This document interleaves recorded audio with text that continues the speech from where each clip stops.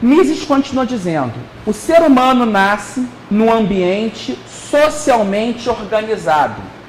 Somente nesse sentido é que podemos aceitar quando se diz que a sociedade, lógica e historicamente, antecede o indivíduo.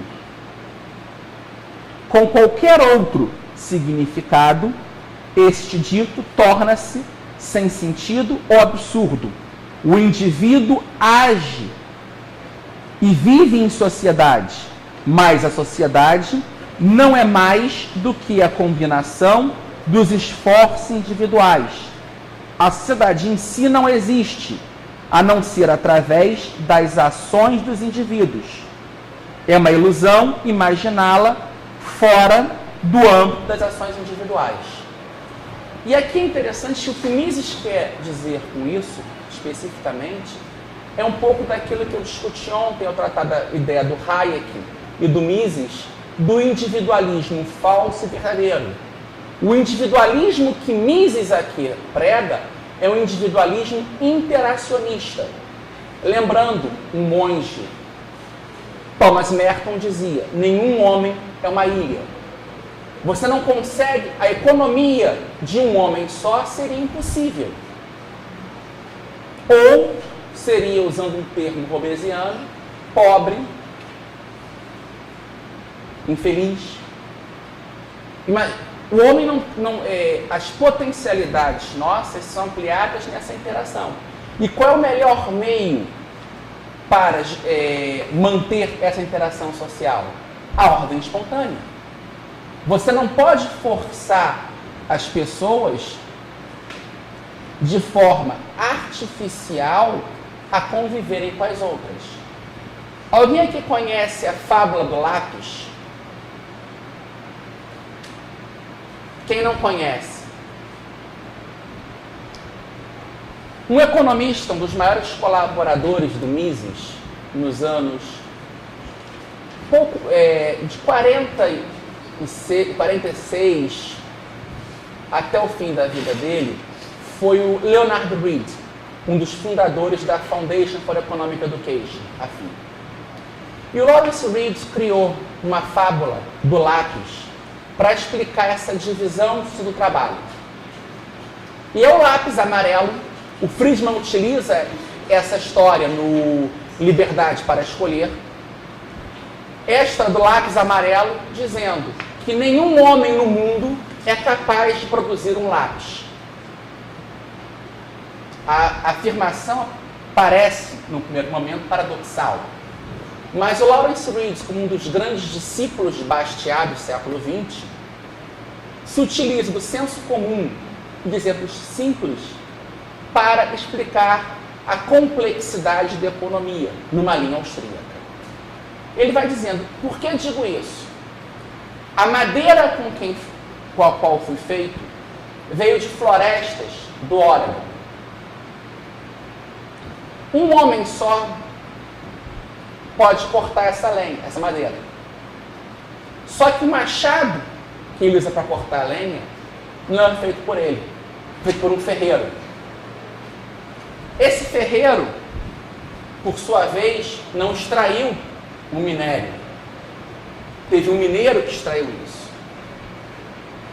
A parte interna, o carvão, foi tirado de Minas, mas processado em outra fábrica. O cobre que circula, o lápis, provavelmente veio do Chile. Mineiros, transporte, o combustível. A borracha é feita de uma semente que cresce na Ásia. E assim por diante. E ele mostra que cada vez que você troca um período do teu trabalho representado por uma certa unidade monetária, você troca alguns, digamos, minutos do teu trabalho para comprar aquele lápis, você está trocando esses minutos por segundos de várias outras pessoas e que cooperaram por intermédio do próprio interesse para chegar àquilo. Pessoas que não se conhecem, que se conhecessem poderiam se odiar umas às outras, mas mesmo assim elas cooperaram, tornando possível a criação do lápis, o simples lápis. Hoje, com a informática, esse exemplo se torna mais amplo. Se nós imaginarmos que as peças de um computador são feitas em partes diferentes do mundo, com matérias-primas extraídas de locais diferentes, então é essa cooperação social espontânea, não determinada por um burocrata, que possibilita a economia. O grande motor da economia e um ponto fundamental nessa formação da sociedade humana, na cooperação, é a divisão do trabalho.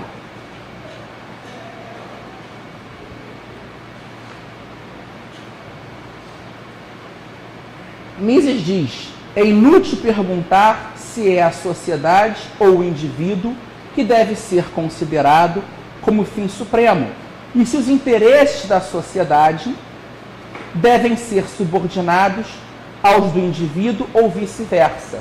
A ação é sempre ação de indivíduos. O elemento social ou relativo à sociedade é uma certa orientação de ações individuais. A categoria fim só tem sentido quando referida à ação.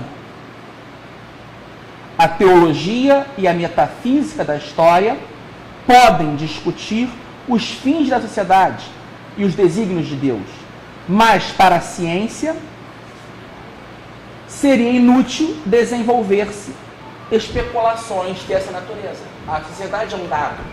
Você vai discutir qual é o fim dela. Ela existe, o fundamento é a cooperação, e você não vai discutir isso. Mais adiante, Mises vai criticar as visões holísticas da sociedade, as visões que entendem a sociedade como um todo, mostrando que, aí eu lembro aqui do professor Og, gostar de dar um exemplo, esse holismo impregna tudo, é por isso que eu não gosto desse troço de esporte.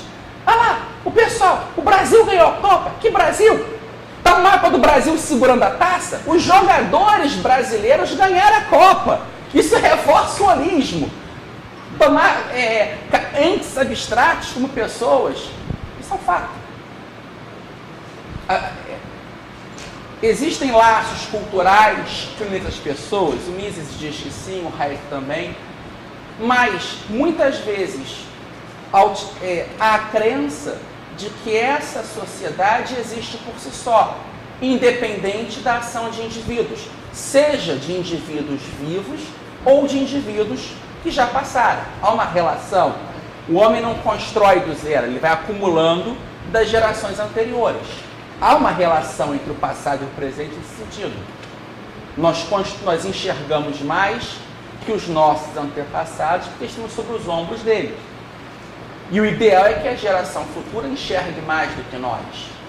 Nós temos um compromisso nesse ponto com a sociedade. E é interessante que o professor Og, pouco antes de falecer, ele está querendo entender uma teoria dessa relação da colaboração social e do compromisso geracional. Porque ele diz, todo homem que nasce, ele recebe um patrimônio da sociedade pelo qual ele não pagou. A língua, a cultura, um sistema de trocas que já existe. Ele não nasce fora disso.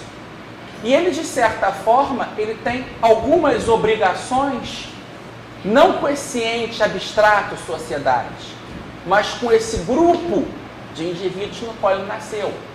E como ele pode retribuir isso que ele recebeu? Buscando cumprir a parte dele como um agente social. E se ele seguir a ação humana de forma adequada, ele vai legar para as próximas gerações esse conjunto e vai sustentar a sociedade. A preservação dessa sociedade se torna um fator importante para a ação humana.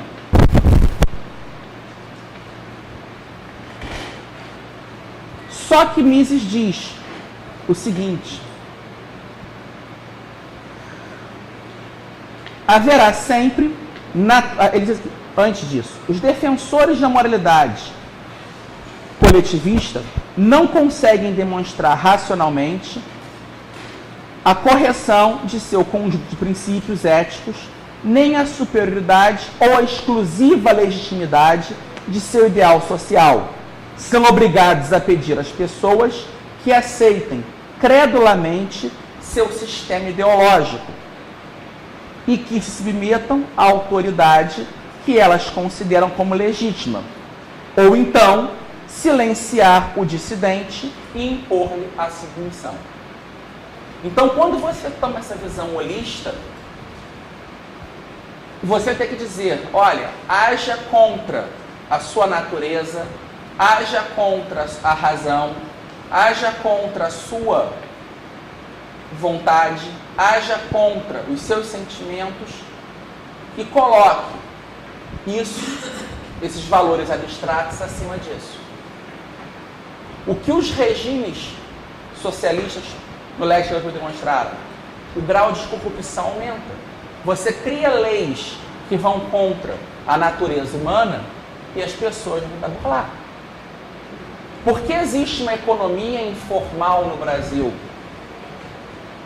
Porque as instituições jurídicas que deveriam servir para proteger a sociedade, os indivíduos da sociedade, acabam indo contra. E a pessoa, para fugir disso, entra no mundo da ilegalidade. É um exemplo que eu lembro muito usado pelo professor Beratan Iori nos tempos que veio no jornal, que a burocracia brasileira obriga o cidadão honesto, para provar que é honesto, a cometer coisas desonestas. Então, há esse conflito. Só que Mises vai dizer, por outro lado também, que haverá sempre naturalmente indivíduos ou grupos de indivíduos de inteligência tão curta que não conseguem perceber os benefícios que a cooperação social lhes proporciona.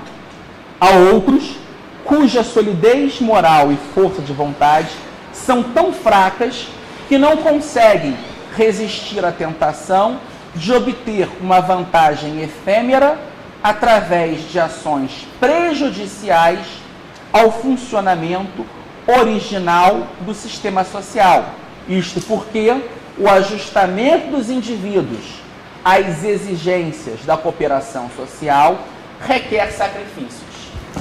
E aqui eu lembro de um panfleto, um livrinho, chamado O Senso Comum. Alguém já ouviu falar desse panfleto?